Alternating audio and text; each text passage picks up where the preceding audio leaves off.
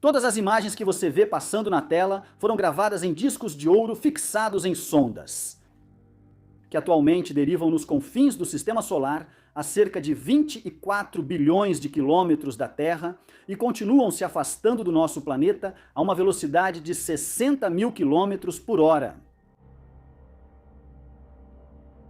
Essas imagens são os testemunhos materiais da nossa humanidade, os mais distantes do nosso mundo, e fazem parte dos raríssimos objetos feitos pelas mãos do homem que, um dia, acabarão saindo do nosso sistema solar. Pois se a gente se diverte olhando para a história da exploração espacial, para listar as marcas que deixamos fora do nosso mundo, percebe rapidamente que os vestígios da nossa passagem pelo universo se concentram quase exclusivamente na superfície da Terra. De fato, contamos praticamente uma sonda que caiu em Mercúrio, alguns pousos turbulentos em Vênus, cerca de 20 robôs que acabaram pousando ou caindo com mais ou menos sucesso em Marte. E, muito mais perto de nós, encontramos na superfície do nosso satélite cerca de 10 sondas e uma quantidade de equipamentos deixados pelas 6 missões Apollo que pousaram lá. E que você ainda pode ver hoje graças às fotos fabulosas tiradas pelo satélite Lunar Reconnaissance Orbiter. Orbitadores. Olha ali, dá para ver, e é mais ou menos isso.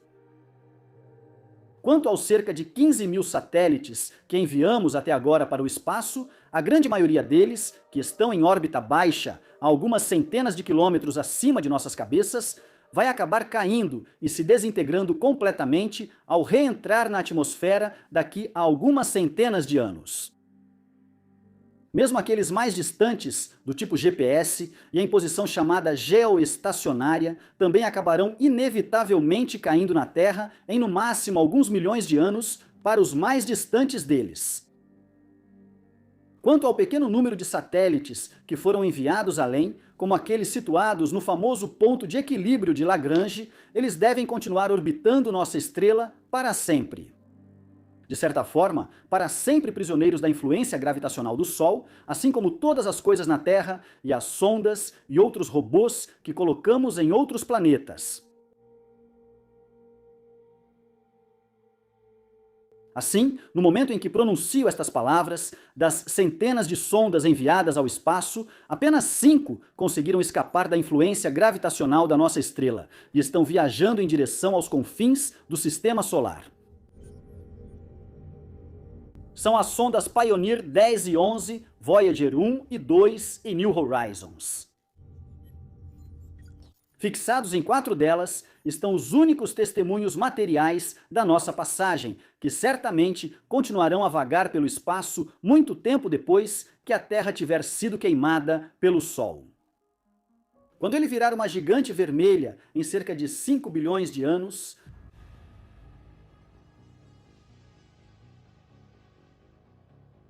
esses testemunhos tomam a forma de 2 placas de alumínio e 2 discos de cobre dourado, nos quais foram rabiscadas e gravadas algumas imagens parciais da nossa humanidade, lançadas ao universo como garrafas ao mar.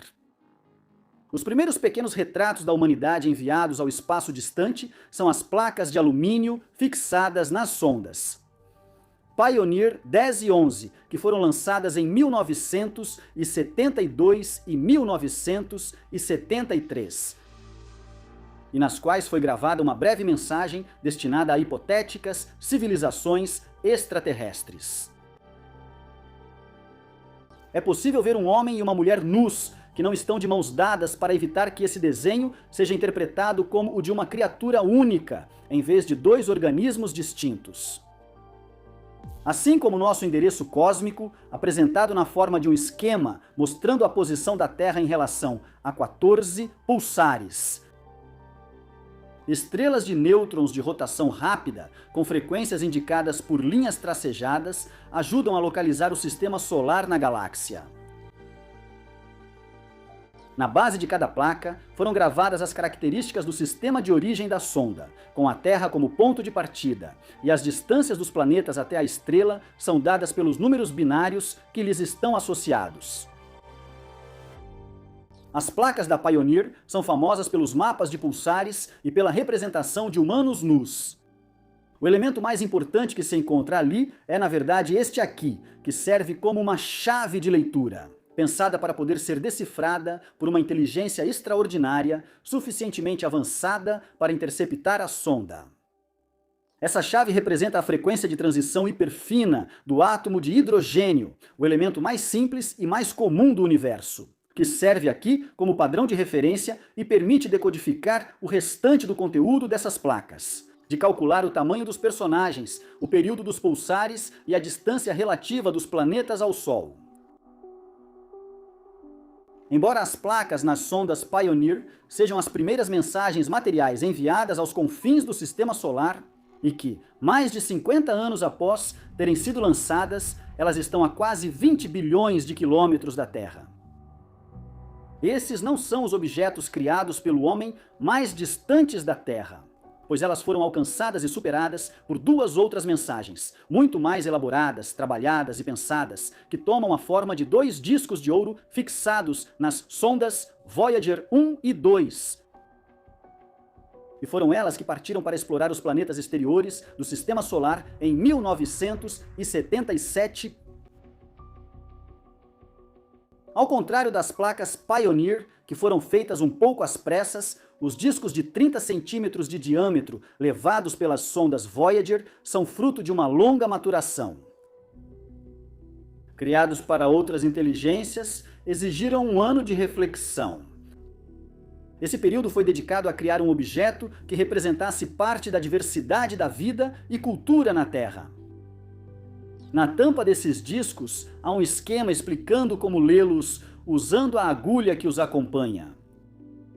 Enquanto ao redor, uma notação binária indica o tempo de leitura, tomando como referência, assim como nas placas de Pioneer, o período de transição fundamental do átomo de hidrogênio. Também encontramos ali o mapa baseado na posição dos pulsares para localizar nosso planeta em nossa galáxia. O mais interessante são os 90 minutos de sons variados gravados ali, que não vou obrigar vocês a ouvir por inteiro, porque ali encontramos 5 minutos de saudações e mensagens de paz, apresentadas em 55 idiomas diferentes.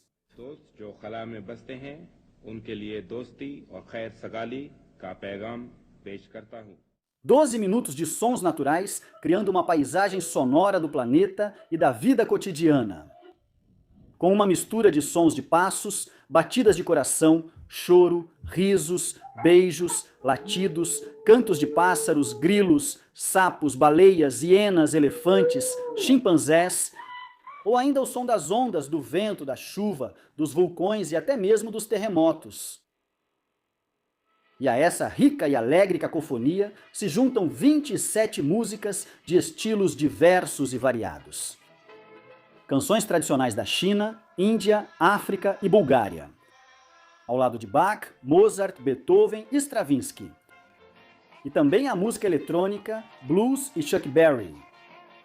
E os discos de ouro da Voyager não contêm apenas sons, também há imagens e textos codificados neles, que podem ser reconstruídas pelos extraterrestres seguindo as instruções dadas na parte superior direita da capa dos discos. As 115 imagens que você verá passando na tela têm como objetivo principal traçar as linhas gerais do nosso conhecimento, da vida na Terra e de seus habitantes. Elas formam um pequeno portfólio da nossa humanidade, onde encontramos codificados em forma analógica quantidade de elementos químicos, fórmulas matemáticas, ciclos biológicos, DNA. Uma foto de uma página dos Principia Mathematica de Newton, mas também de paisagens.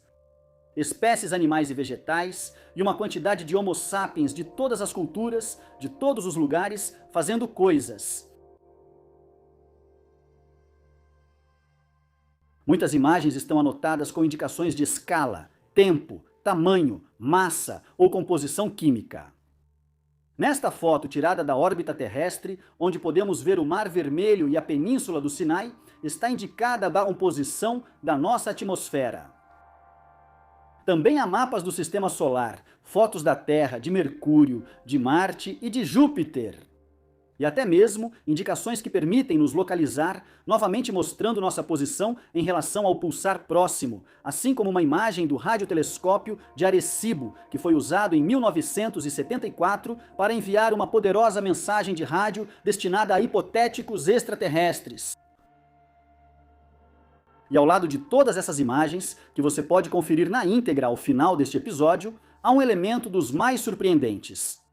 Uma gravação de 1 hora das ondas cerebrais de Anne Druyan, a esposa de Carl Sagan, o astrônomo que idealizou o projeto e cuja atividade cerebral foi registrada, enquanto ela se concentrava em pensar na história do nosso planeta, em seus habitantes, nos problemas que eles enfrentam ou até mesmo no fato de se apaixonar. Por fim, há também uma longa mensagem lida por Jimmy Carter, e aqui eu trago para vocês uma tradução do final dela. Porque esse é, com certeza, o trecho de discurso mais surrealista que já foi pronunciado por um líder humano. Este é um presente de um pequeno mundo distante, um testemunho dos nossos sons, da nossa ciência, das nossas imagens, da nossa música, dos nossos pensamentos e dos nossos sentimentos. Tentamos sobreviver ao nosso tempo para viver no de vocês. Esperamos que um dia, depois de resolvermos os problemas que enfrentamos, possamos nos juntar a uma comunidade de civilizações galácticas. Este disco representa nossa esperança, nossa determinação e nossa boa vontade vasta e impressionante. Quase tudo foi dito. O mais perturbador dessas sondas é que seu conteúdo comovente provavelmente nunca será encontrado.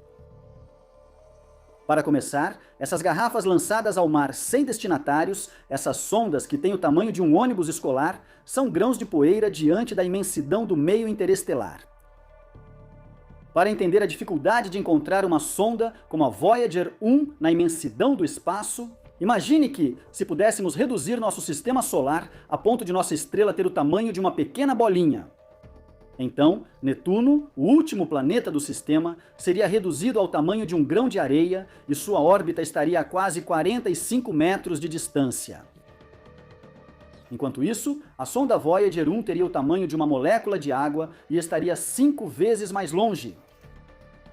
46 anos após sua partida, a Voyager 1, o objeto feito pelas mãos do homem mais distante do Sol e da Terra, está a apenas 160 vezes a distância Terra-Sol de nós. Isso corresponde a quase 23 horas-luz.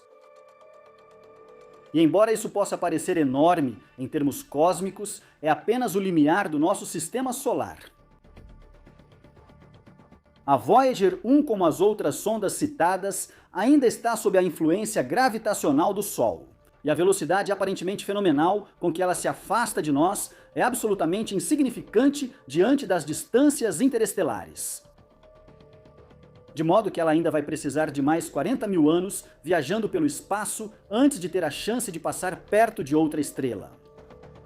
Essas cápsulas que levam parte de nós aos extraterrestres quase certamente estão perdidas para sempre. Mesmo que as chances dessas garrafas chegarem a outra consciência e serem compreendidas por outra inteligência sejam astronomicamente baixas, elas ainda têm razão de existir. Porque, na verdade, essas mensagens não pedem uma resposta. Aliás, em seu conteúdo não há nenhuma pergunta. Eles foram, de certa forma, feitos pela beleza do gesto. São testemunhos, mãos estendidas em direção à eternidade e, acima de tudo, destinados a nós mesmos. O simples ato de lançar essas garrafas expressa a vontade de dizer: nós estivemos aqui.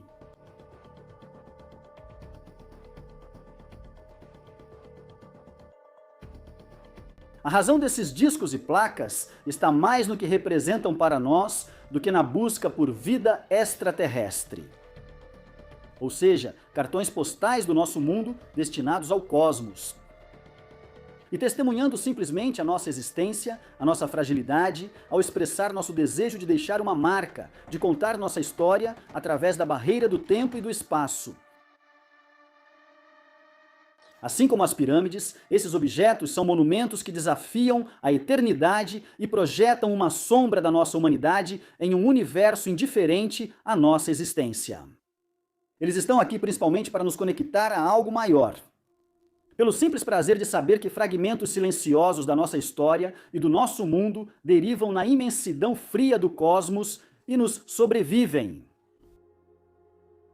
Nesse sentido, se não permitem o contato com extraterrestres, essas garrafas lançadas ao céu talvez contribuam um pouco para que possamos nos encontrar a nós mesmos. Pois quando levantamos os olhos para a imensidão do universo, nos perguntando se estamos sozinhos ou se outras consciências habitam esse oceano de vazio e luz. E começamos a pensar no que gostaríamos de dizer. Isso nos obriga a nos encarar de frente e a refletir sobre o reflexo do que queremos projetar no espaço. Como descrever a vida na Terra e o gênero humano? Podemos falar em nome de toda a humanidade? Como contar nossa história sabendo que não dá para incluir e mostrar tudo? Essas garrafas lançadas ao mar são espelhos distorcidos que refletem o que queremos mostrar da nossa humanidade. Falamos de esperança ali e quase sempre nos apresentamos sob nossa melhor forma, como uma espécie consciente de suas fraquezas e divisões, cheia de boa vontade. Aliás, o que não está presente nessas placas e discos também diz muito sobre os costumes, às vezes rígidos, da época em que foram criados.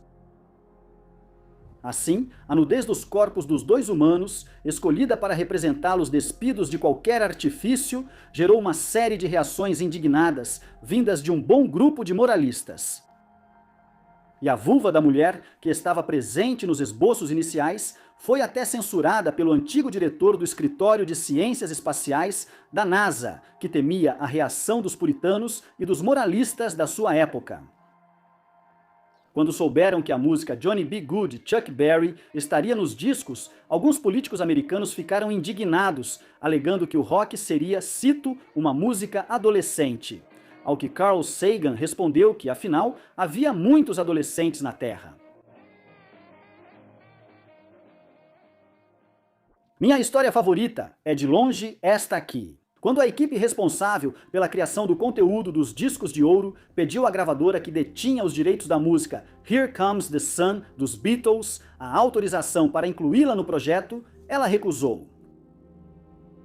Portanto, existem seres humanos em nosso planeta que, quando lhes é proposto gravar um pouco de música para enviar às profundezas do cosmos, fazendo um discurso para a eternidade, pensam em legislação, direitos autorais e ganhos financeiros. Somos realmente uma espécie incrível. Esses discos, inevitavelmente imperfeitos, certamente ficarão para sempre em seus estojos. E embora nenhuma das músicas que eles contêm provavelmente jamais seja tocada, eles têm o mérito de existir e de nos lembrar por sua presença que estamos sozinhos em um oceano de vazio. Sozinhos, mas ainda assim juntos, embarcados, querendo ou não, no mesmo barco. Sem nenhuma outra terra disponível no horizonte. Se a humanidade sumisse num passe de mágica, essas relíquias solitárias seriam os únicos testemunhos materiais da nossa passagem pelo universo, persistindo além do nosso sistema solar. Relíquias solitárias que provavelmente vagarão pelo espaço por uma eternidade. De fato, calcularam que, levando em conta as distâncias assustadoras que separam as estrelas umas das outras e o tamanho insignificante dessas sondas, elas devem continuar a vagar pelo espaço, sem colidir com nenhum astro, por um período de tempo bilhões de vezes maior do que a idade atual do universo. Até lá, as civilizações humanas já terão desaparecido há muito tempo, e o conteúdo desses discos banhados a ouro, embora projetados para resistir às agruras do tempo e à dureza do espaço, terá se tornado ilegível. Pois, por mais resistente que seja a liga de cobre, níquel e ouro deles, ela é continuamente e muito lentamente deteriorada pela erosão causada pelo bombardeio ínfimo, mas constante, de raras poeiras interestelares e pelos raios cósmicos.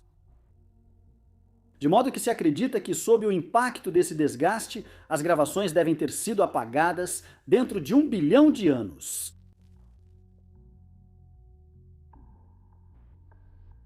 Num próximo episódio, vamos ver como enviar mensagens imateriais de forma eficiente, propagando-se a velocidade da luz pelo cosmos. Enquanto isso, quero saber o que você gravaria nesses discos se tivesse carta branca. Conte nos comentários.